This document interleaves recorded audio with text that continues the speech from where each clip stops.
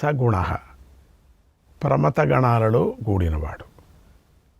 గణకార బాణుడు మొదలైన భక్తులను తన గణాలుగా ప్రమథ గణాలుగా చేసుకున్నవాడు. భూతవాహన సారథి భూతాల యోగక్షేమాలను చేసుకునేవాడు బ్రహ్మ. ఆ బ్రహ్మనే సారథిగా గలవాడు శివుడు. త్రిపురాసుర సంహార సమయంలో శివుడికి బ్రహ్మదేవుడు సారథి అయ్యాడు. భస్మశయ దోషాలను పోగొట్టేది భస్మం, లేదా తనను ప్రకాశింపజేసేది భస్మం. జీవుల పాశాలను తొలగించేది భస్మం. అటువంటి భస్మంపై శయనించేవాడు. భస్మగోప్త భస్మం చేత జగత్తును రక్షించువాడు. భస్మభూత భస్మమయమైనటువంటి శరీరం గలవాడు. తరుహు కల్పవృక్షాతి రూపుడు, కాబట్టే భక్తుల కోరికలు తీర్చువాడు. గణ శివుని ప్రమథ గణాలలో భృంగి, నందీశ్వరుడు మొదలైన వారున్నారు. వారి రూపమైన వాడు. లోకపాలస్తథా లోకః మహాత్మా సర్వపూజితః శుక్లస్త్రిశుక్ల సంపన్నః శుచిర్భూత నిషేవితః. లోకపాలః చతుర్దశ భువనాలను పాలించేవాడు. చతుర్దశ భువనాలు అంటే 14 లోకాలు. అలోకః లోకాతీతుడు. మహాత్మా మహాత్ముడు, పూర్ణుడు. సర్వపూజితః అందరి చేత పూజింపబడేవాడు. దేవదానవ మానవులందరి చేత, సర్వ ప్రాణుల చేత పూజింపబడేవాడు. సాలెపురుగు, పాము, ఏనుగులతో పూజింపబడినవాడు. శ్రీకాళహస్తీశ్వరుడు. శుక్ల తెల్లనివాడు, శుద్ధుడు. త్రిశుక్ల మనోవాక్కర్మలను మూడింటిలోనూ స్వచ్ఛమైనవాడు. సంపన్న త్రికరణములందు కూడా స్వచ్ఛమైనవాడు, కనుకనే సంపన్నుడు. కైవల్యము పొందినవాడు. శుచి స్వయంగా శుచి కావటమే కాకుండా పైనుండి వచ్చిన కల్మషం కూడా అంటనివాడు. అసంగుడు. భూత నిషేవిత సర్వప్రాణుల చేతను పంచభూతాల చేత సేవింపబడేవాడు. పూర్వాచార్యుల చేత సేవింపబడినవాడు. ఆశ్రమస్థః క్రియావస్థః విశ్వకర్మమతిర్వరః విశాలశాకస్తామ్రోష్ఠః హంబుజాల సునిశ్చలః. ఆశ్రమస్థః బ్రహ్మచర్యము మొదలైన 4 ఆశ్రమాలలోనూ ధర్మపురుషుడిగా నిలిచినవాడు. క్రియావస్థః ధర్మానికి పూర్వరూపం యజ్ఞక్రియ. ఆ యజ్ఞక్రియావస్థను పొందినవాడు. విశ్వకర్మమతి విశ్వకర్మ దేవతల శిల్పి. ఆ విశ్వకర్మ యొక్క కౌశలమే తానైనవాడు. వరహ వరించేవాడు. విశాల శాఖ విశాలమైన బాహువులు గలవాడు. వేదశాఖల రూపమైనవాడు. తామ్రోష్ఠ ఎర్రని పెదవి గలవాడు. అంబుజాల నీటి సముదాయము సాగర రూపుడు. క్షీరసాగర రూపుడై అమృతం పుట్టడానికి కారణమైనవాడు. సునిశ్చల నిశ్చలమైన పర్వత రూపుడు. కపిలః కపిశ శుక్లః ఆయుశ్చైవ పరోపరః గంధర్వో యది తిస్తార్క్ష్య సువిజ్ఞేయః సుశారదః. కపిలః కపిల వర్ణం కలవాడు. కపిశః ఎరుపు నలుపు కలిసిన వర్ణం కలవాడు. శుక్లః తెల్లని వర్ణం కలవాడు. ఆయు జీవనకాల రూపుడు. శ్వేతుడు మార్కండేయుడు. ఉపమన్యువు లోమశుడు దీర్ఘాయువును పొందారు కూడా వీళ్ళంతా కూడా. అందువల్ల శివుడు ఆయా స్వరూపుడై ఉన్నాడు కూడా. పరహ అందరికంటే పరుడు. ప్రాచీనుడు. అపరహ అర్వాచీనుడు. గంధర్వ రూపుడు. చిత్రరథుడు మొదలైనటువంటి గంధర్వుల రూపంలో ఉన్నవాడు అని కూడా అర్థమవుతుంది.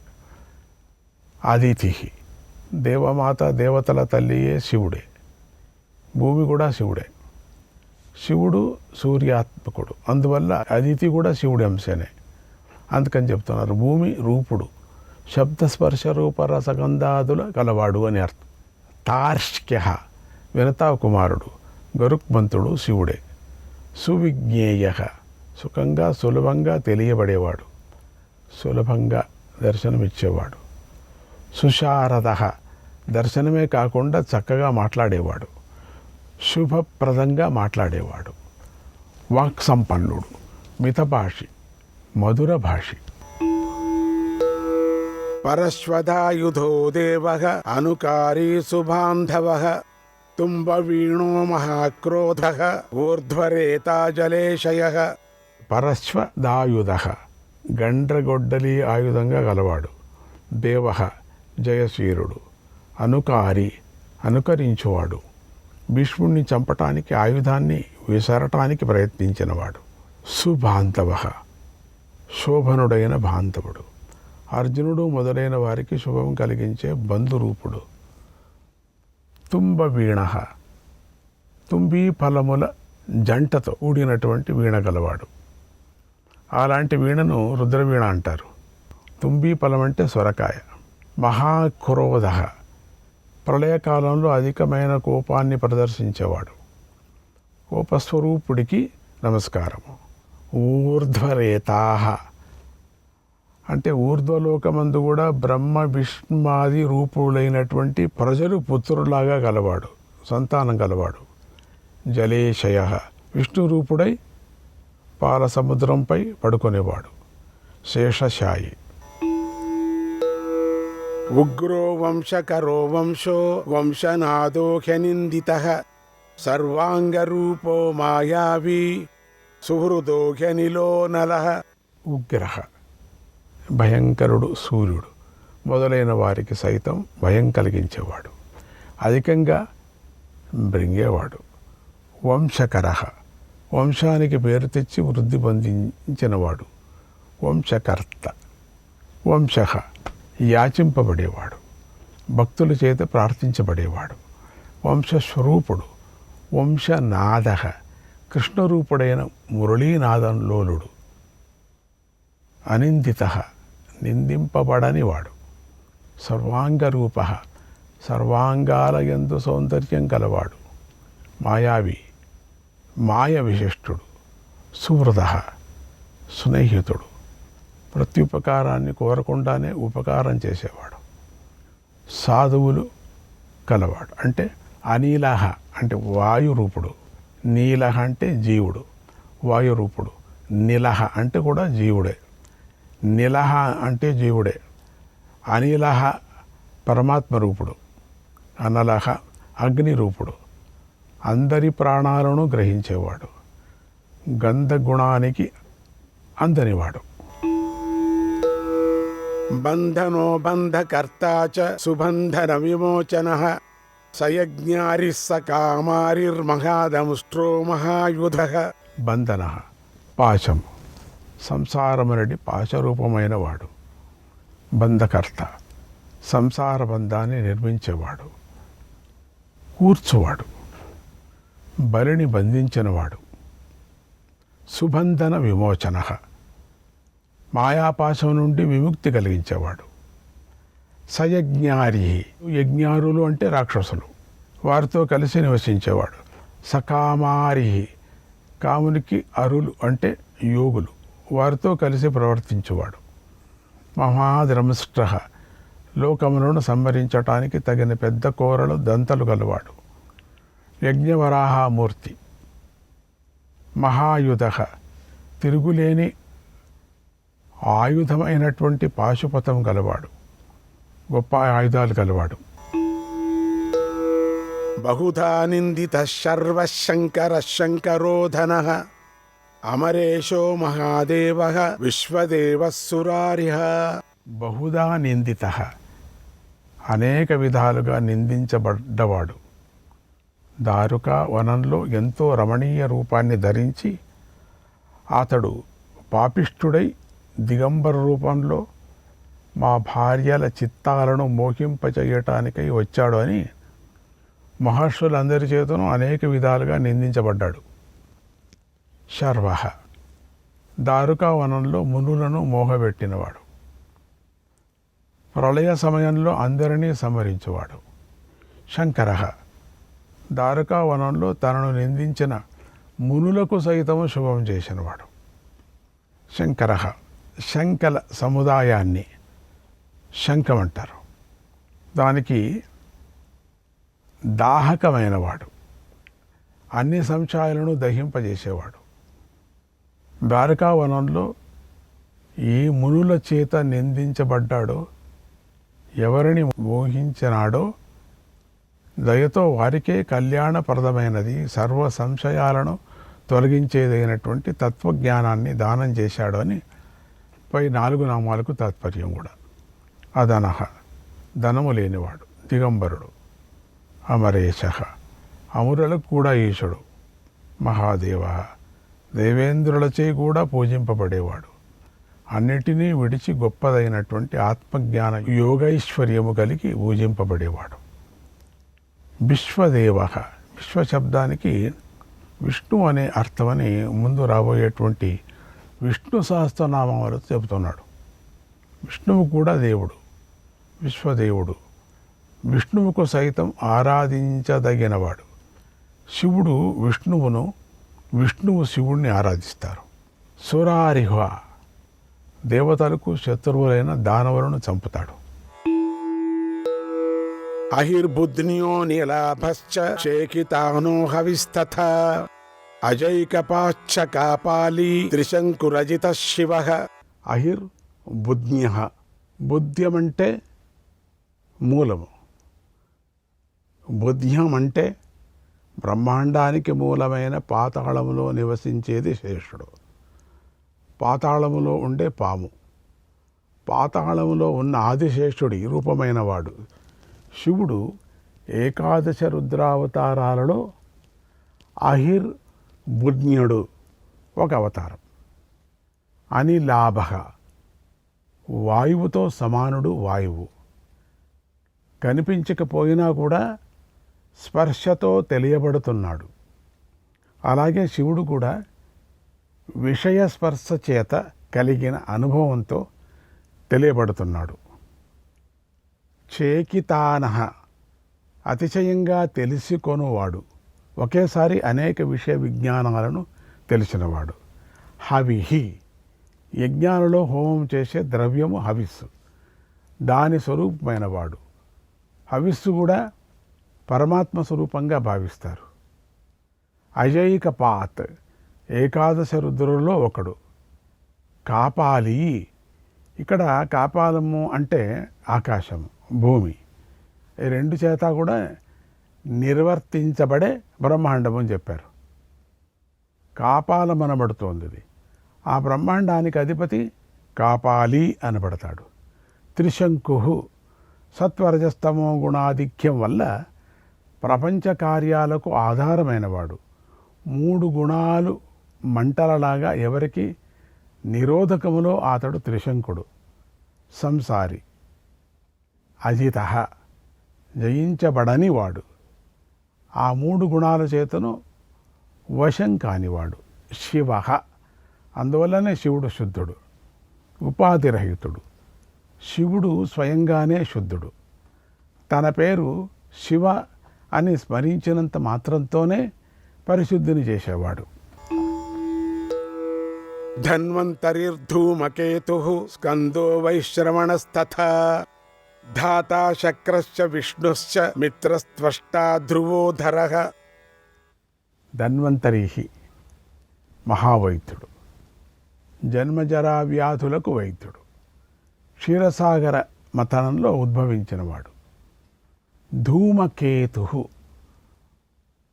ధూమం ప్రధానంగా కలిగిన తోకచుక్కలాగా ఉత్పాతమును కలిగించేవాడు. స్కంద, అమృతరూపుడై చరించేవాడు. వాయురూపుడై శోషించేట్లుగా చేసేవాడు కూడా. వైశ్రవణ, కుబేర స్వరూపుడు. ధాత, సర్వాన్ని ధరించేవాడు లేదా బ్రహ్మస్వరూపుడు. సంహార సమయం ఉంది కదా, ఆ సంహార సమయంలో ప్రజలను త్రాగువాడు. శక్ర, ఇంద్రస్వరూపుడు. దుష్టులను జయించగలవాడు. విష్ణు, విశ్వమంతా వ్యాపించియుండువాడు. మిత్ర, సర్వభూతాలయందు స్నేహంతో ప్రవర్తించేవాడు. సూర్యరూపుడు. త్వష్ట, దేవశిల్పి రూపుడు లేదా ద్వాదశాదిత్యుల్లో ఒకడు. సంహార సమయంలో అందరినీ కృషించేటట్లు చేసేవాడు. ధ్రువః వినాశం లేనివాడు, శాశ్వతుడు, వసుస్వరూపుడు. ధరః సర్వ విశ్వాన్ని ధరించువాడు, వసురూపుడు. ప్రభావః సర్వగో వాయుః అర్యమా సవితా రవిః ఉషంగుశ్చ విధాతా చ మాం ధాతా భూతభావనః. ప్రభావః జగాలను పాలించగల ప్రభావం కలవాడు. సర్వగో వాయుః అంటే సూత్రాత్ముడు, వాయుస్వరూపుడు, అన్ని చోట్లకు పోగల సర్వగుడు. అర్యమా గమనశీలుడు, సూర్యరూపుడు. సవిత నిద్రించే వారిని లేపువాడు, సూర్యరూపుడు. జగాలన్నిటినీ సృష్టించువాడు. రవిః ప్రజలందరి చేత స్తుతింపబడువాడు. ఉషంగుః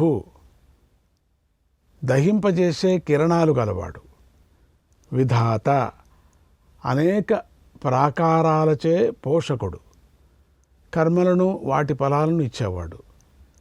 శేష దిగ్గజాదులను సైతం ధరించేవాడు. మాంధాత మా అంటే అస్మశబ్దము. అస్మశబ్దానికి అర్థం జీవుడు. జీవుని రక్షించువాడు, పోషించువాడు. జీవుడికి తృప్తికరుడు అని అర్థం. నేను అనబడే జీవుడికి తృప్తి ఇచ్చేవాడు. భూత భావన భూతాలను పుట్టించేవాడు లేదా పోషించేవాడు. విభుర్వర్ణ విభావీ చ సర్వకామగుణావహః పద్మనాభో మహాగర్భశ్చంద్రవక్త్రో నిలో నలః. విభుః వివిధ రూపాలతో ఉండువాడు.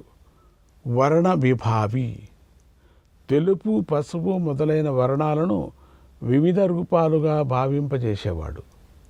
ఇది అంతర్ముఖులైన వారికి నాడీ మార్గ రూపంలో ప్రత్యక్షమవుతుంది. సర్వకామ గుణావహః భక్తుల యొక్క సమస్తమైన కోరికల యొక్క ప్రయోజనాలను వహించువాడు, అంటే వారి కోరికలను నెరవేర్చువాడు. ధ్యానించే వారి అంతర్ముఖత్వం అయ్యే సమయంలో వారిచే కోరబడుతున్న విషయ గుణాలను నిర్విఘ్నంగా సమగ్రంగా పొందించేవాడు. సర్వకామ గుణాలను కలిగించేవాడు. పద్మనాభ పద్మము నాభియందు గలవాడు. పద్మం అంటే విశ్వం యొక్క స్థానము. నాభి అంటే నాభి ఎందున్న మణిపూర చక్రము. విశ్వము మణిపూర చక్రమందు గలవాడు. మహాగర్భ మహాత్ములైన బ్రహ్మాదులు గర్భమందు గలవాడు. చంద్రవక్త్ర చంద్రుని వంటి ముఖం గలవాడు. రమ్యరూపుడు. అనిలః వాయుస్వరూపుడు. అనలః అగ్నిస్వరూపుడు. బలవాంశ్చోపశాంతశ్చ పురాణః పుణ్యచంచురీ కురుకర్తా కురువాసీ కురుభూతో గుణౌషధః. బలవాన్ అందరినీ మించిన బలం గలవాడు. బలమనగా నీరు గలవాడు. గంగాధరుడు. ఉపశాంతః ఉపశమించువాడు. ఉగ్రుడైన కూడా వెంటనే ఉపశమించువాడు. తన సమీపంలో శాంత స్వభావాలు కలవాడు. పురాణః ప్రాచీనుడు, అందరికంటే కూడా పూర్వుడు. పుణ్యచంచుః పుణ్యం చేతనే తెలియబడువాడు. ఇది ఈ అని ఒకే అక్షరం గల నామం. లక్ష్మీ బీజాక్షరం. దీనికి లక్ష్మి అని అర్థం. ఈయకి లక్ష్మీ రూపుడు, దయాస్వరూపుడు, కురుకర్త అవిముక్తం చేసినవాడు. శ్రీకృష్ణాయ పరమాత్మనే నమః.